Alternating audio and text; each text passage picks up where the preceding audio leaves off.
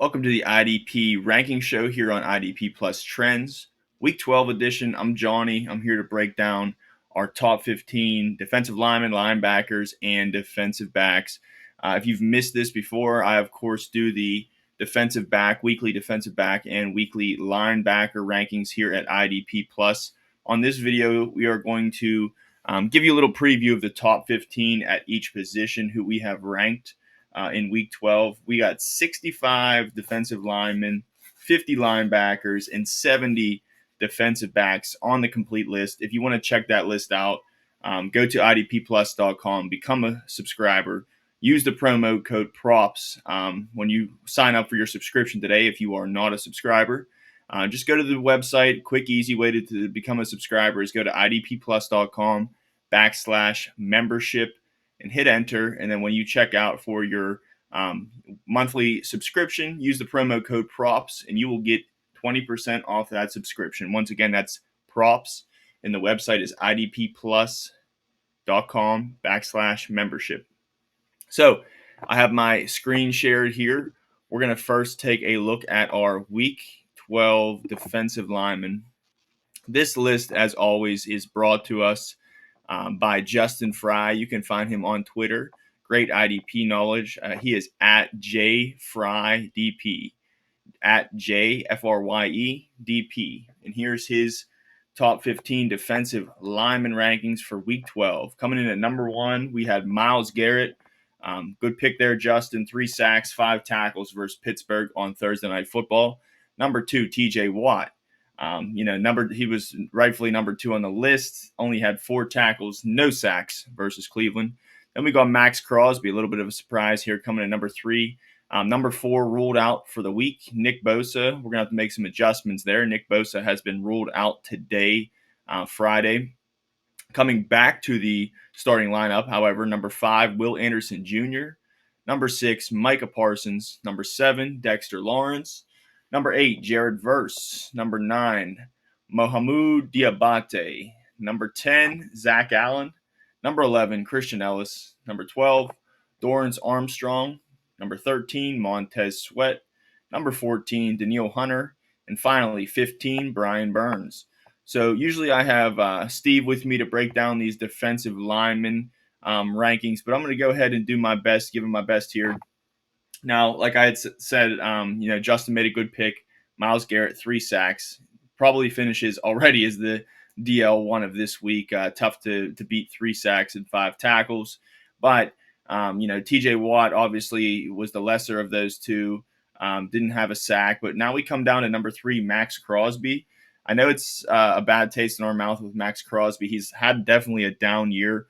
Only 34 tackles and 6.5 sacks in 9 games. But keep in mind, he gets a Denver team that's actually on the upswing, ascending. But week 5, when they played each other for the first time, Crosby had 3 solo tackles and 2 sacks. So, this might be a good matchup. Even though it's a bad matchup on paper, it might be some familiarity in division here. Might be a good week to roll out Max Crosby, even though with not a lot of confidence. But track record historically against his team, he does well. Max Crosby, tough to sit. I have him in many leagues, and I'm starting him in all of them. And I do think he's a top 3 play. So moving on, Nick Bosa, we said, is out, not going to play. Will Anderson is back after a 3-game absence. He's a high upside play versus Tennessee. Tennessee actually gives up the 5th most sacks allowed. They have 33 so far this season, and they actually don't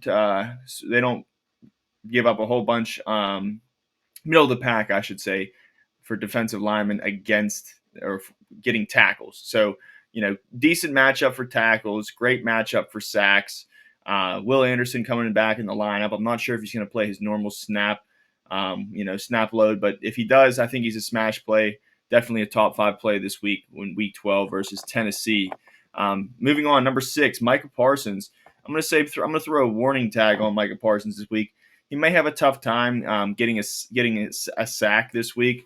Only 24 sacks allowed for Washington this year, so not many, just over 2 a game. But Washington is a top 12 matchup for defensive linemen when it comes to getting tackles. So Micah Parsons, probably not the week he's going to go and get 2 sacks, but he should have a good tackle floor, so you can start him with confidence against Washington this week. Another red flag, if you're looking for sacks, is Dexter Lawrence. I know he's been great this year, but he has a bad matchup for sacks and tackles, as a matter of fact, versus Tampa Bay. Tampa Bay is middle of the pack in sacks. Baker doesn't really get sacked a lot, nor do they give up many tackles to the defensive lineman positions usually. Now, I know Dexter Lawrence has been great, but chances are if you have him, you're rolling him out. But keep in mind, this is not a great matchup for him. Moving on, we got Jared Verse. Jared Verse does have a good matchup on paper. Philly is his opponent this week. They're giving up the third most tackles to defensive linemen. And as a matter of fact, Jalen Hurts is sacked the 10th most in the NFL, top 10, and Eagles allowing sacks. At the same time, I'm wondering here. I know Jared Verse has been hot. I like this whole. If you've been watching the show, I've been preaching the Rams defensive line, but I'm wondering, how much does Philly's good offensive line really trouble the rookie? I'm specifically talking about Verse here. I think Verse's ability to get a sack this week is actually a little bit inhibited by a good pair of guards and tackles that Philly has. So I'm not expecting fireworks, but Jared Verse seems to have a solid tackle floor. Philly gives up the third most tackles to defensive linemen. So him, Jared Verse, Kobie Turner, I like both of them. I also like Byron Young this week. I think it's a good week to fire up these LA Rams defensive linemen and get your 8 to 10 points and move on, save face. Number 9, Mohamed Diabate, listed as a linebacker on Yahoo. He did have 6 tackles versus Pittsburgh, 13 points in tackle-heavy leagues. So it was a good start for him. Number 9 was a little ambitious, perhaps. But Fry made a good pick here. He made good on it with Diabate, 13 points. Now this next guy, number 10, Zach Allen. I think this is the week where Zach Allen, I know he's been a little bit inconsistent these last couple of weeks, but I think this is the week where it all comes together. A 10 to 15, point outcome for Zach Allen. He is playing this week Las Vegas, and it's technically a smash spot for him. Last time they played Las Vegas, he had 7 tackles and 2 sacks, and that again was in week 5, just like Max Crosby. So I think it's a smash spot this week for Zach Allen. He had a down game versus Atlanta last week, but a lot of players had down games in that game, both sides of the ball. So I think Zach Allen is definitely a top 10 play this week. Expecting to see more of the good from him. Number 11, Christian Ellis made his return to the lineup last week. This is kind of a cheat code play, listed as linebacker and defensive line on many platforms. I know Yahoo, he has only linebacker. I'm sorry, I think both eligibility. He does have linebacker eligibility, and he is a kind of cheat code. He does play the linebacker position, and he's had a decent tackle floor so far. Last game was his first game back from injury. I believe he played a little over 60% of snaps. So he had 5 tackles in his return. May get you a sack. Miami is decent against preventing sacks. I'm not sure if the sack's going to come this week, but no doubt, last week's performance definitely fit the bill with 5 tackles. So let's hope he can get some 5-6 tackles this week against Miami. Miami gives up a plethora of tackles, actually top 5 to the linebacker position. So Christian Ellis, let's see if those snaps can ascend a little bit, get into this back to the 70%. And I think he's going to have a good day, as a defensive lineman here by exception. But next to Jelani Tavai at the linebacker position, I think both of them are good starts this week. And if you can start him at the defensive lineman position, safe floor, not a huge upside though. Number 12, if you're looking for a revenge game, Dorrance Armstrong has been a little bit light in the box score the last couple games. Maybe that changes this week versus Dallas. Although Cooper Rush is the starting quarterback now since his 3 games starting, they've allowed Dallas has allowed 6 sacks, so an average of 2 per game. So maybe a little, on the outside and looking in, you thought it was going to be a little bit more sack heavy, but actually only 2 a game. So not too great of a matchup there, but it is a revenge game. So I do think he's justifiable in this top 15 spot. Next, we got Montez Sweat versus Minnesota. And Montez Sweat is a good play. He's had a little inconsistent year this year. but still to be in this top 15. He has a high upside, walking bomb any given week. Maybe Sam Darnold. They're having tough time since they lost Darisaw there, Christian Darisaw. I know, the points per game for Minnesota, the yardage, everything's kind of hurt since then. So maybe this is a good week for Montez Sweat to get at Sam Darnold. Number 14, Danielle Hunter. Danielle Hunter is coming off a 2-sack game.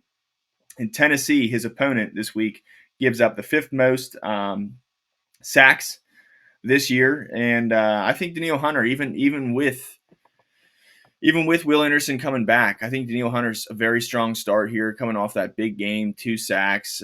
Tackles have been down a little bit this year, but I just think it's going to be a good week for Houston. They're going to be, they're going to be scoring a lot. Tennessee's going to be on the field a lot, their offense, because I think Houston's going to score, quite a lot of points.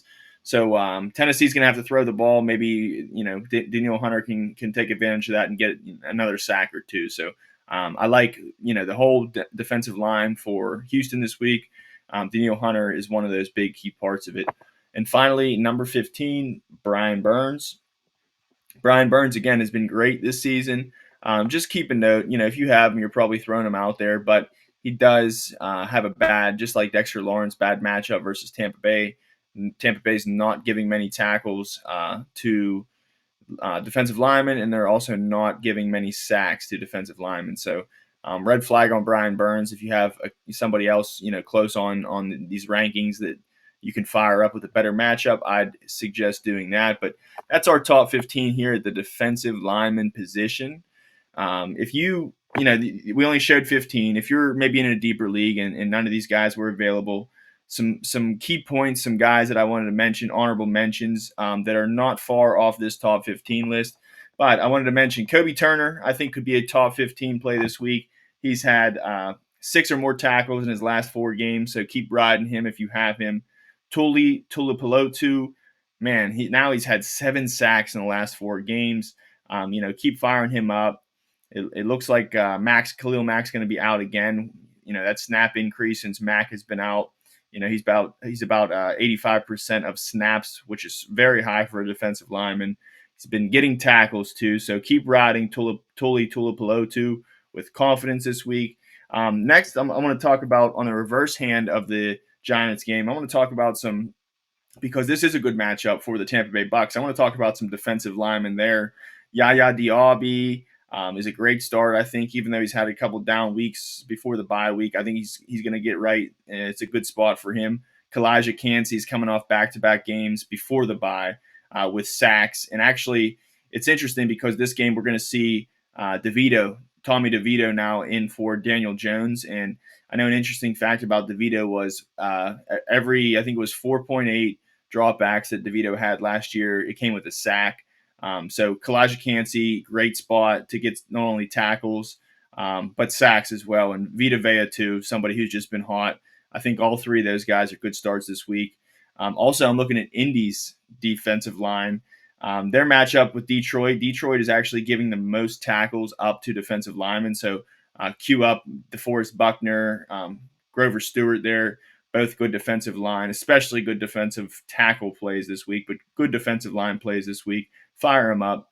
And finally, not too much going well for Carolina, but I am going to recommend starting A'Shawn Robinson and DJ Wonnum this week. Kansas City is giving up the 4th most tackles to defensive linemen. A'Shawn Robinson's been a hot pickup. I think he's had 3 back-to-back double-digit games. And we saw Wonnum return, play 1 game. He had double-digit game too. Looks like a good tackler. Got a couple sacks in that first game, so he's rolling in with steam coming out of the bye, the layoff for Carolina.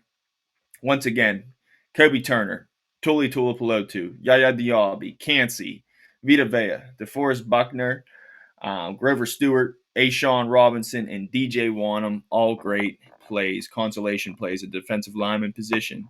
Right now, we are going to move into our linebacker section. If you wanted to check out the rest of those defensive lineman rankings, go become a subscriber today at IDP Plus. Moving into our linebacker, this is my top 15, actually my top 50 linebackers, but we're going to show the top 15 for this show. So coming in at number 1, EJ Speed. Number 2, Zach Baun. Number 3, Zaire Franklin. Number 4, Ernest Jones. Number 5, Deion Henley. Number 6, Roquan Smith. Number 7, Robert Spillane. Number 8, Fred Warner. 9, Eric Kendricks. 10, Kobie Dean. 11, Quay Walker. 12, Levante David.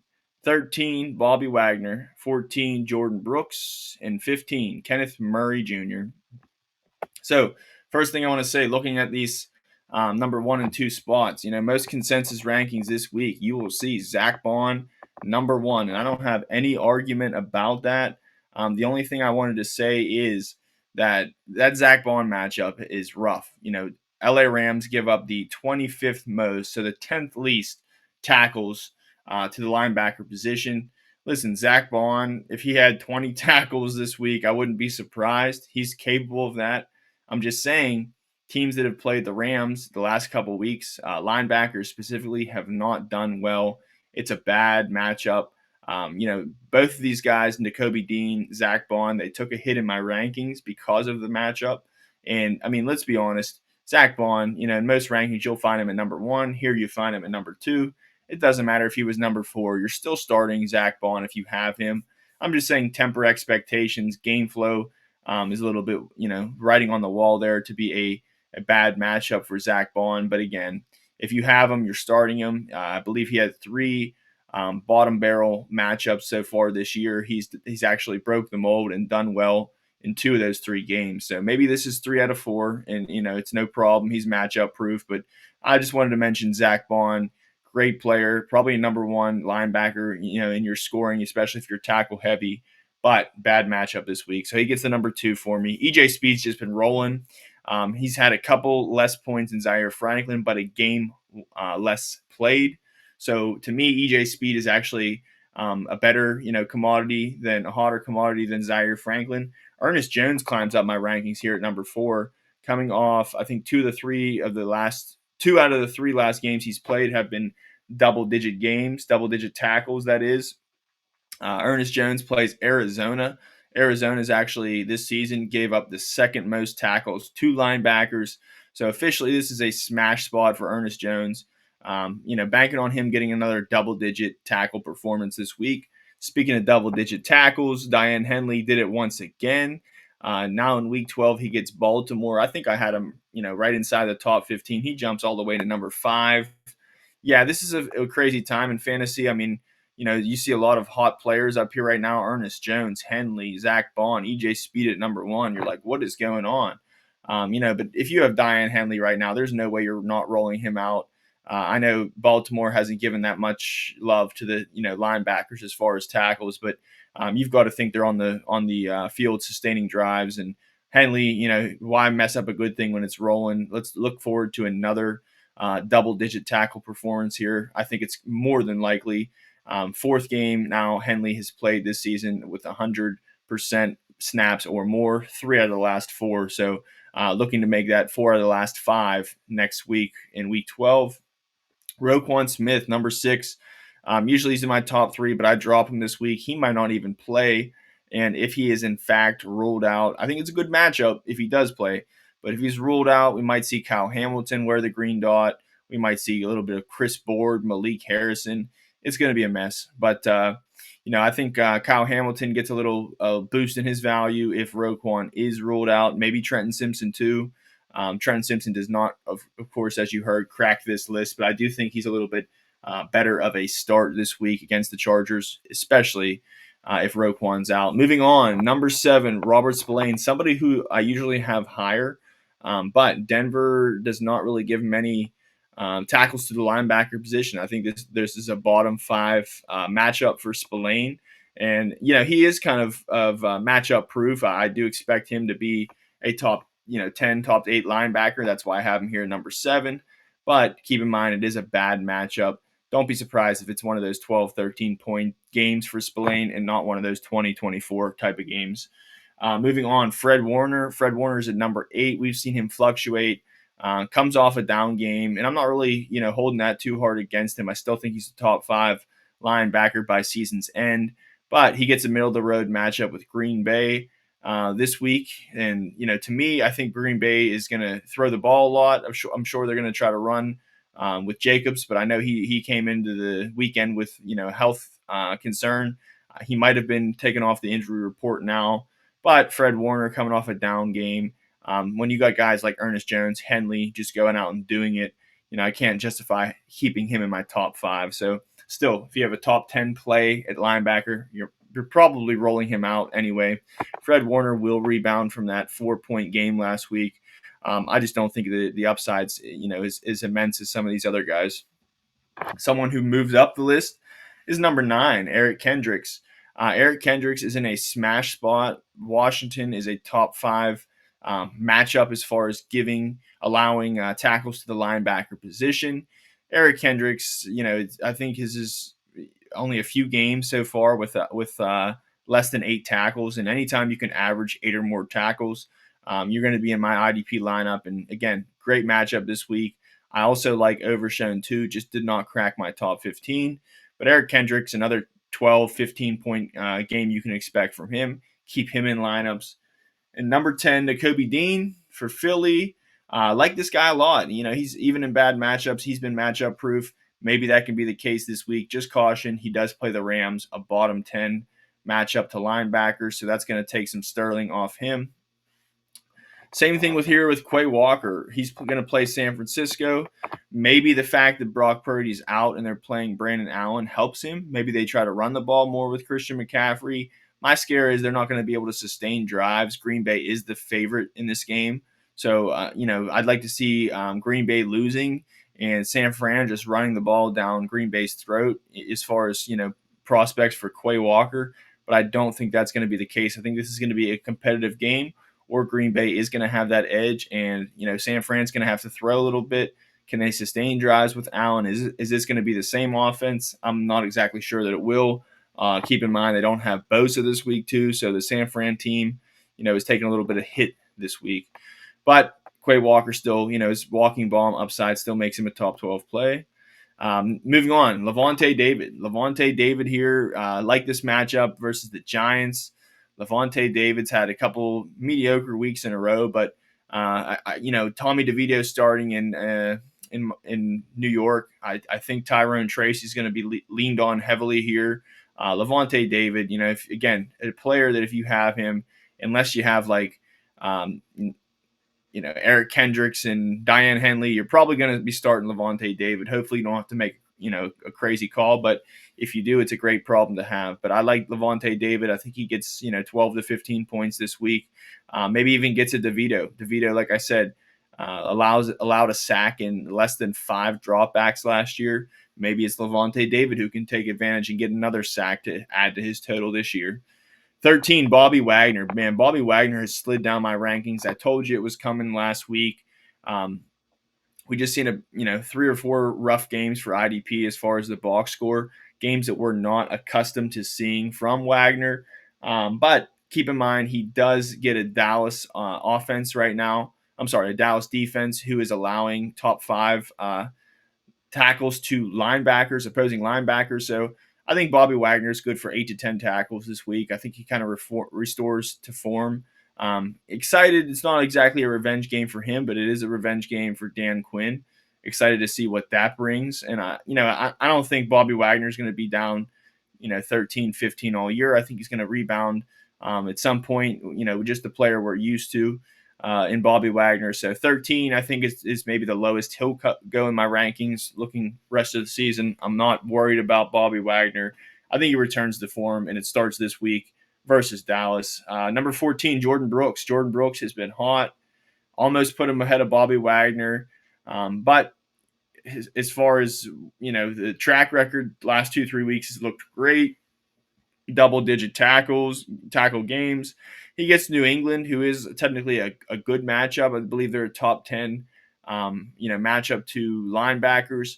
The only thing is I'm concerned. Anthony Walker's there. He's been getting a lot of tackles. Now they're going to have Tyrell Dodson, I believe, this week active. So, things are going to get shaken up. I still think Jordan Brooks plays 100% of snaps, but just something in the water. Like when they cut David Long Jr., and Anthony Walker came in. They just were both hitters, both getting a lot of tackles.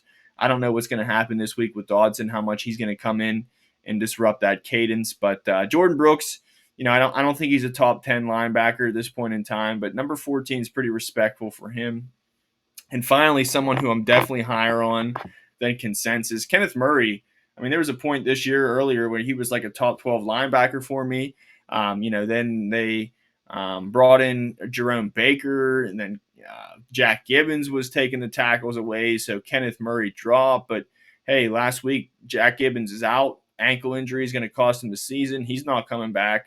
But you know what? As soon as he left the game, Kenneth Murray production came back, finished with 9 tackles.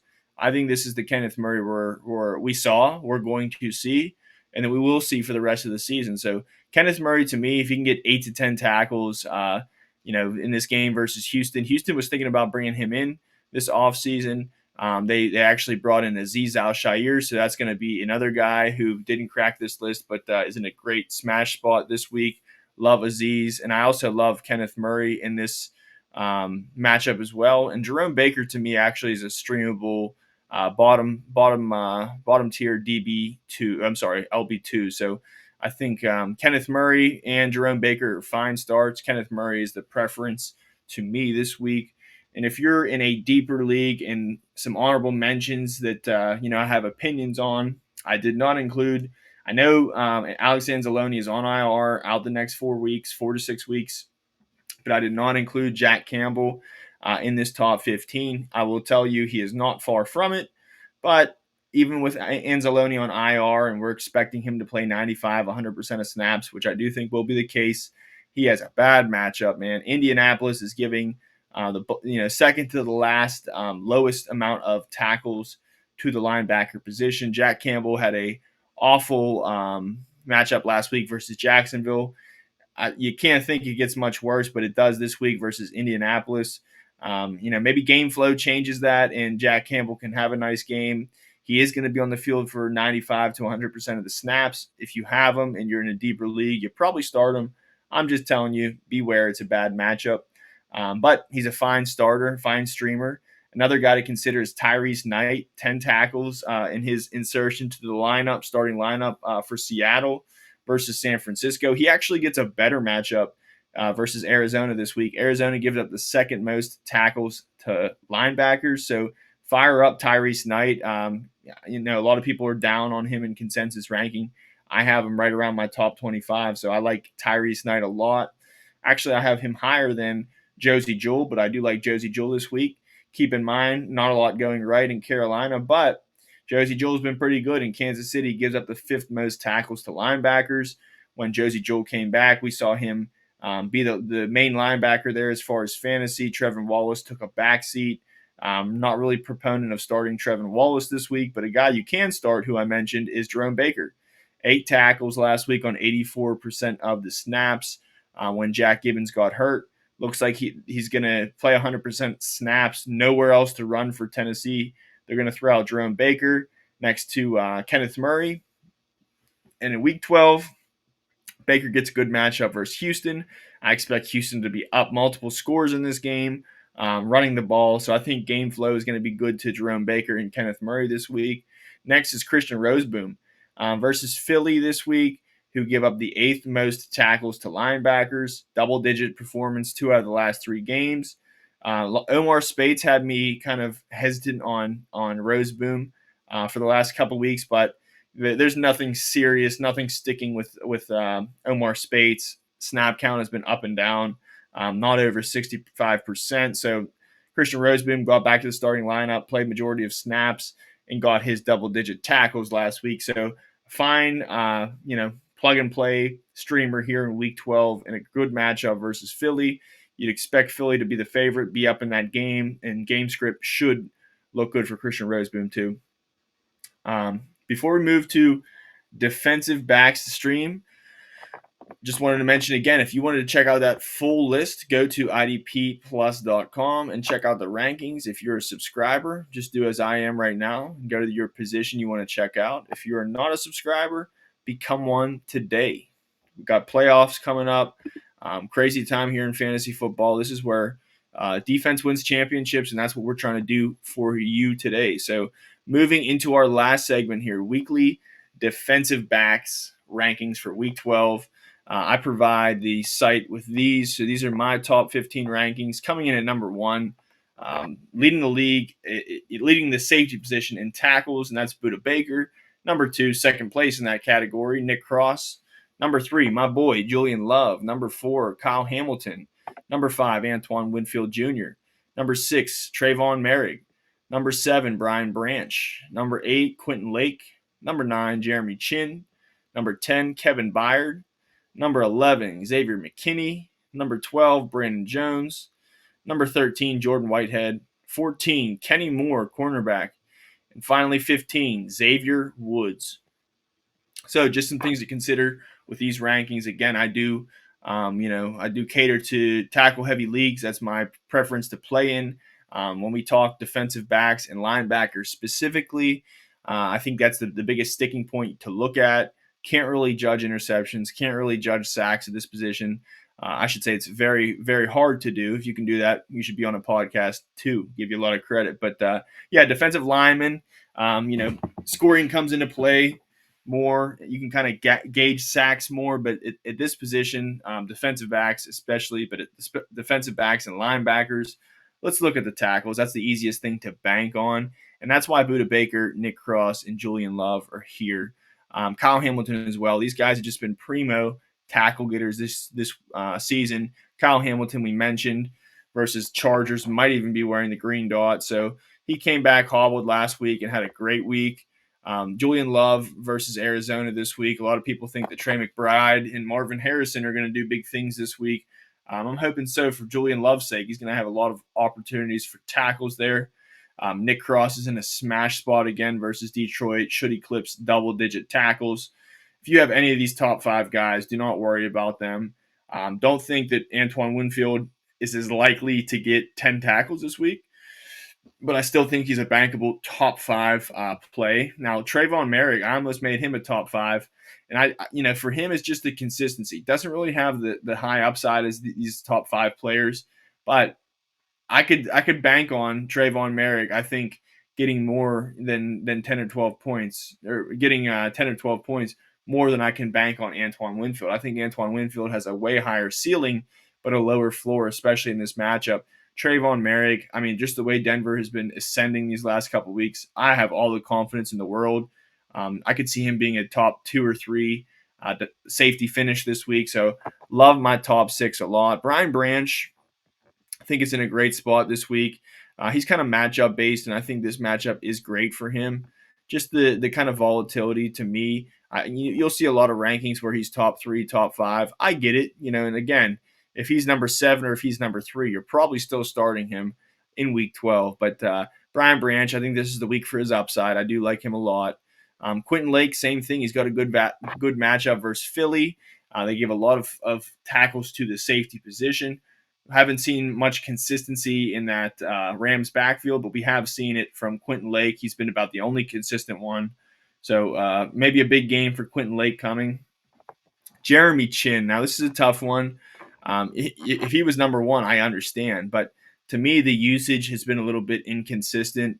But as far as the last 3 or 4 games, Jeremy Chinn has done nothing but ball. I think that's 3 back-to-back double-digit performance games. And when you are a safety and you do that, think of the players that did that. Budda Baker, Nick Cross, Julian Love, those guys are top 3. Kyle Hamilton, those players don't come often. And Jeremy Chinn has been that player. But let me just tell you, Dallas this week is a bad matchup.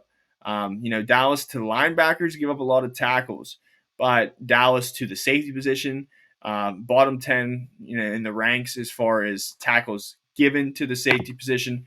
Jeremy Chinn, I think he gets, 6 or 8 tackles this week. I just don't think it's one of those 20, 25-point weeks. I know it's bold to say he's done it 3 weeks in a row, and I definitely still would advise starting him if you have Jeremy Chinn. But I think this is where we look at Dallas's offense, and Cooper Rush versus Dak Prescott does come into play here. So Jeremy Chinn, keep rolling him out, but just don't think it's going to be the ceiling kind of game this week. Kevin Byard, Love him. He's been doing really well. Chicago does not have Jaquan Brisker. He's been the bang man back there. Elijah Hicks, his counterpart, filling in for Brisker, is not going to play, which gives the edge to Kevin Byard. The other safety that's going to be starting this weekend is Jonathan Owens, but I'm not really considering Owens in this terrible matchup. Minnesota is just brutal to opposing defensive backs, and Kevin Byard, just the way he's been playing, is the reason he's here. If it was Kyle Duggar or someone who's been, inconsistent, Cam Curl, this is a huge problem. This matchup's a huge problem. But Kevin Byard playing 100% of snaps. They're already down Brisker. They're down Hicks. He's kind of like the last man standing, and I think he'll probably get 6 to 8 tackles this week. And in fantasy, you can't really find too many defensive backs that do that. So Kevin Byard, really bad matchup. Maybe game script kind of helps. Maybe Chicago is able to stay in this game, stay competitive. But just beware with Kevin Byard this week. If you have someone like Xavier McKinney or Brandon Jones, you might want to start them over Byard. I believe they're the safer play, maybe a lower upside.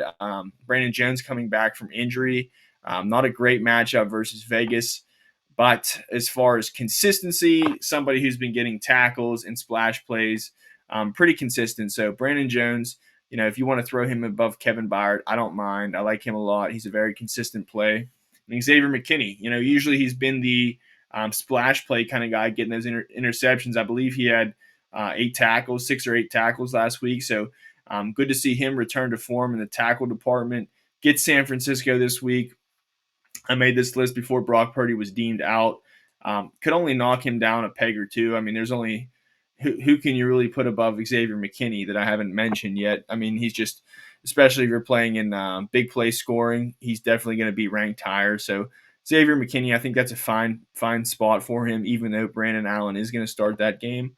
Brandon Jones, love him. PJ Locke, take him off the list. Can't start him. I started him in a league last week and rue the day to this day. So Brandon Jones is the only defensive back you're going to want to start. Besides, Riley Moss. If you're playing in cornerback leagues, Riley Moss is a fine play. Just doesn't crack this list. Jordan Whitehead. I really like Jordan Whitehead this year. Still under the radar. One of the more consistent defensive backs in the league. Jordan Whitehead, I believe 7 out of 9 games he's played, he's recorded 7 out of 9 games Whitehead has played, he's had at least 4 solo tackles. And that's kind of rare at the defensive back position, especially safety position. You can't really find many guys that go out and get 8 to 10 tackles. Jordan Whitehead, I think this is a good matchup for him. I know we got Tommy DeVito. It's a different team. He's going to be on the field for 100% of plays. Jordan Whitehead, is no Antoine Winfield.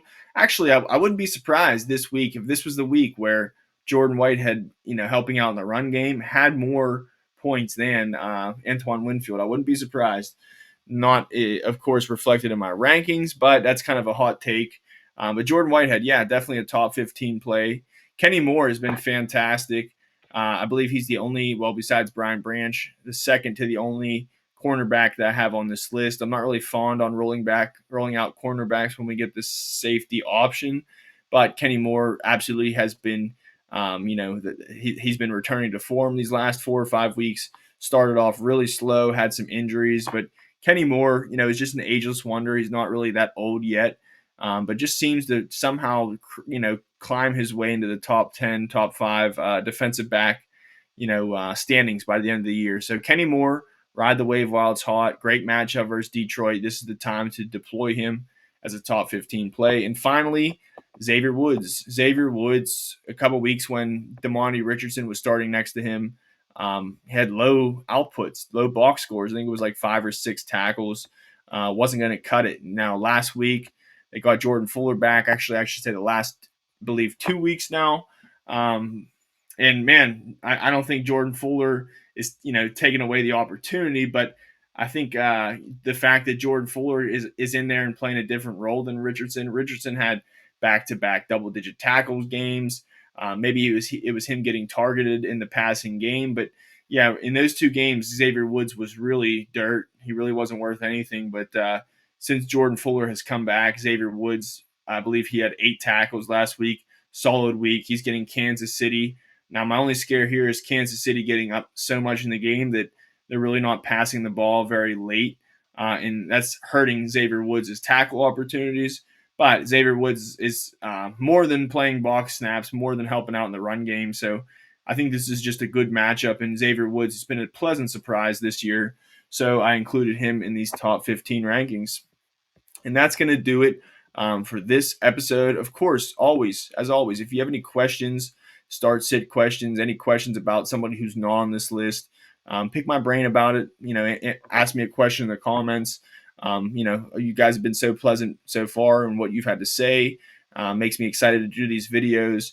I know it's week 12. We've got last 3 weeks before playoffs. So, hey, crucial time. Defense wins championships. Anything I can do to help you out, please let me know. And with that being said, best of luck in week 12.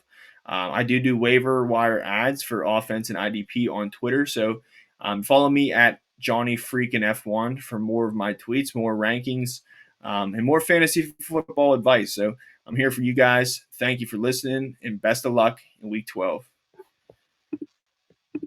Thank you for watching the IDP Plus YouTube network. If you enjoyed this video, give it a thumbs up and don't forget to subscribe to our channel. Be sure to tap the bell icon to get notified whenever we upload new content.